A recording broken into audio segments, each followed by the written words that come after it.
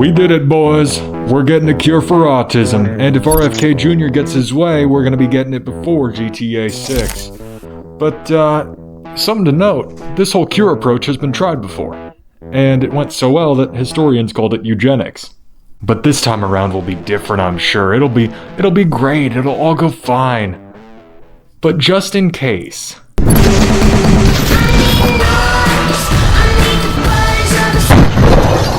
Мать твою! Oh, hang on here. So you're telling me that just some guy who claims to have mercury poisoning from eating an actually inhuman level of tuna fish and who personally increased migraine rates at the FDA by over 118% overnight wants to put my ass on a registry, track me like a farm animal, and try to cure a piece of my fundamental genetic code? Well, yes. Eugenic policy is a branch of science concerned with treating humans like showroom dogs. At its most basic, it's a form of genetic filtration, choosing the genetic factors which make for an unhealthy population, things like increased rates of, say, degenerative neurological disease, cancer, that sort of thing, finding the people most likely to have that baked into their genetic programming, and incentivizing those people to leave the genetic pool, one way or the other. It's difficult to draw lines sometimes, so I want to pull in a piece of criteria from the first doctor to ever diagnose schizophrenia, Dr. Eugen Bleuler. He had a symptom diagnosis method that used positive and negative symptoms. To remove moral connotations, I'm going to describe them as additive and subtractive symptoms. Additive is when something new is added to your life. Subtractive is when you're missing a piece of life that is considered pretty foundational to humans. So additive eugenics would be something like adding new measures to the genetic population. Things like genetic registries. We're starting strong on this one.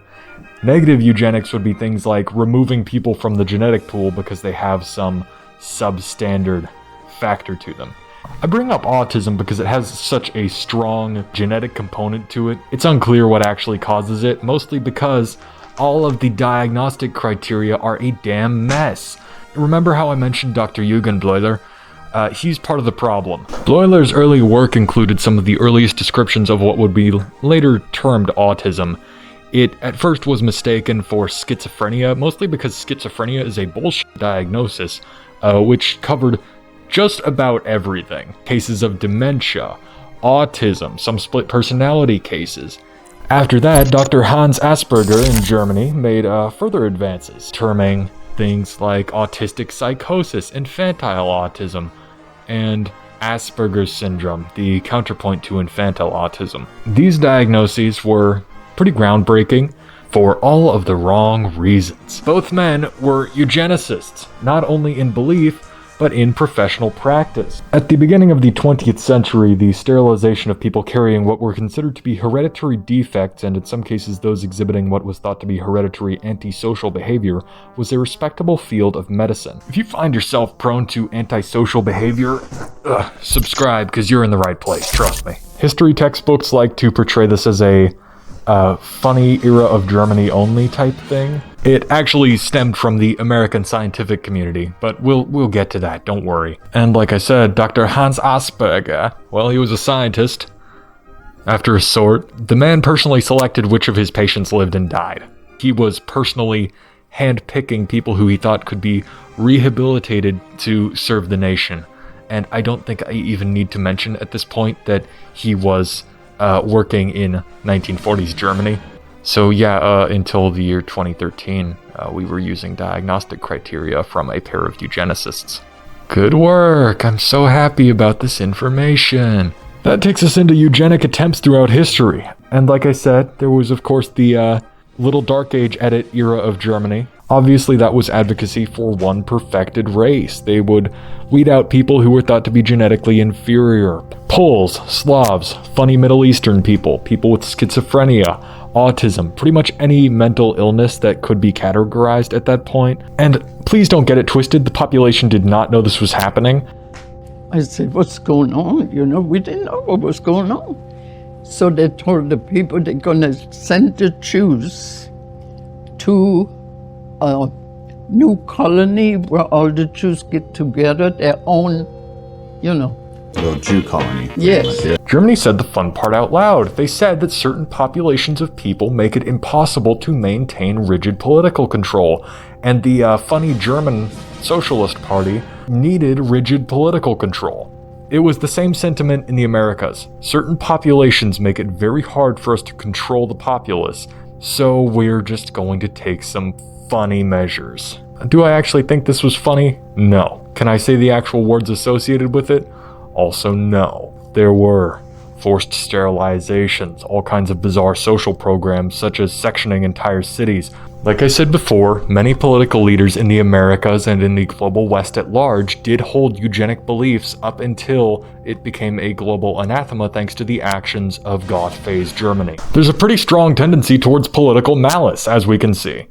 So, what's at the root of that? It clearly has to be a eugenics problem, right? We can see a very clear through line between eugenic policy going down and political malice happening against certain target groups. Well, no, because there's no such thing as eugenics. Eugenics have never been used. There are no eugenic measures, stop talking about them, nobody cares about them. And I can back that up. Eugenic policy is an inherent oxymoron, just like I am an inherent regular moron. If you look into the roots of eugenics as a science, it's based off Darwinism.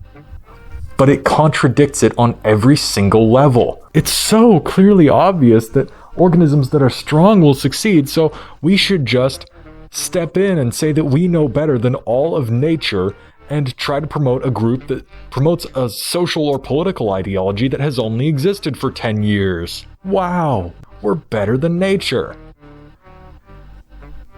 You're not better than nature, buddy. Nature made lobsters. Do you think that you can make a lobster? Listen to me, liberal. You cannot make a lobster. Lobsters are too complex for your little soft liberal hands to comprehend. Human beings can't self-reflect without the bias of fear. Fear of death. Fear that our community will be overtaken. So there's automatic bias, and political leaders especially have that bias. You can't do eugenics because to even bring it to the world stage requires using a bunch of egotistical narcissists. As soon as something like this gets codified into a law or social rule, it's no longer eugenic policy, it's just existing bias. Every time that this has been used, it directly targets minority populations who go against the political norm. It's pretty safe to say that every time that you hear a politician advertising something they're calling scientific eugenics, it's a shorthand for mass murder of people who I don't like. To understand why that happens, we need to understand the flow dynamics behind organizations. So organizations are the voluntary suspension of ego by the people within them to serve some higher goal. If a corporation only values money, then it will start taking every abusive measure to keep as much money as possible. And if a corporation only values holding a majority share of the shipping world, it will start abusing workers, throwing money down pits, buying entire fleets of vehicles that are going to be irrelevant in 10 years. When political empires do this, it looks real ugly because they only value political control. Control over how you think, what you do, what you know, where you go. Let's talk about Operation COINTELPRO. This is a real f***ed up Dr. Seuss book, I know. If you are not familiar with Operation COINTELPRO, it was an operation the FBI conducted through the 1970s, I want to say. COINTELPRO was an anti-political power operation designed to strike at organizations. So these were strikes on African American groups, Asian groups, Native American groups, white supremacist groups like the KKK, feminist groups, communist groups, environmentalist groups, anti-war protester groups, animal rights organizations. Anyone with political power was targeted. This wasn't something that the FBI invented. This is something that occurred, which the FBI then categorized. It created itself. No one had control of this process. It just happened because that organization is keyed towards keeping political power. Oh, and just historical trivia. Do you want to guess who personally authorized wiretaps on Martin Luther King Jr.? I'll give you a hint. There's a reason I've been so careful to say RFK Jr. throughout this video. That's right, it was RFK's dad. Autism, when you look at it through the lens of political power, is very, very bad for any society that wants to keep political control. That's all. That's the basic math that is being done behind the scenes by systems where no human being is consciously aware that it's happening. Autistic people are, first off, extremely honest. They can't follow narratives to save their lives. Two, they usually have extremely niche talents to which they are very, very attached. And three, they have a very hard time following rules, especially arbitrary ones. If you want some examples, there are the authors of the Gospels. There was Galileo Galilei, who got burned at the stake for refusing to go along with church doctrine on heliocentrism. So how is a political engine going to go about removing that threat? It's very, very difficult to explain this from the outside. So I'm going to take you through this with me. We're going to go on a little field trip today. So, number one, we're going to identify the threat actor and make sure that there is some identifiable characteristic that we can nail down to their public image. This could be something like the uncanny valley effect that happens with some autistic people because they don't show very much emotion. It works best if that has some kind of ingrained bias, like people being uncomfortable around autists because they won't make eye contact. Screw you, the wall is more interesting to me, thank you. This also works extremely well with foreign cultures. Number two, you convert that bias to a pain point. What is a pain point? It's a marketing tactic that's generally used to exacerbate someone's mental image of the pain they would be in if they didn't buy something. Let's say that I want to make a product that removes adhesives and doesn't leave behind a gunky residue. I could say, this will remove residue for you. It's so f***ing cool. Or I could say, are you tired of just being elbow deep in that f***ing gunk? And maybe some black and white B-roll too. You have to capitalize on preconceived notions within your audience's cranium. This is an Autism Speaks ad where they portray autism as something that takes your child away from you. I will plot to rob you of your children in your dreams. I will make sure that every day you wake up, you will cry, wondering who will take care of my child after I die. Your child doesn't look happy on the outside, so they just aren't happy. Right? Insider information, by the way, I'm actually extremely happy with my autism. Unfortunately for my silly ass, I got the illegal pattern recognition autism rather than the good at math or science autism. Or you can say it's something like an epidemic, and you can point to the massive uptick in autism cases since 2013.